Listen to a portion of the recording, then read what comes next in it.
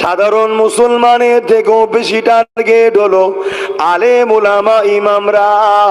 কিন্তু আমরা দেখছি সাধারণ মুসলমান একটা দুটো করে মারা হচ্ছে, আরে এগুলো মেরে টেস্ট করে দেখছে মুসলমান এখন কোন জায়গাতে আছে। কি টেস্ট করছে? আমাদের ইমানটা কোথায় আছে।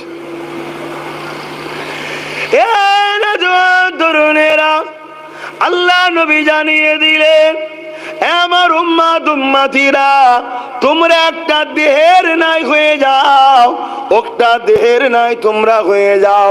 তোমাদের এক হাতে যদি আঘাত লাগে পুরো শরীর তোমার কষ্ট পায়, তোমার একটা পায়ে যদি আঘাত লাগে পুরো শরীর তোমার কষ্ট পায়, তোমার একটা উংলিতেও যদি আঘাত লাগে পুরো শরীর তোমার কষ্ট পায়।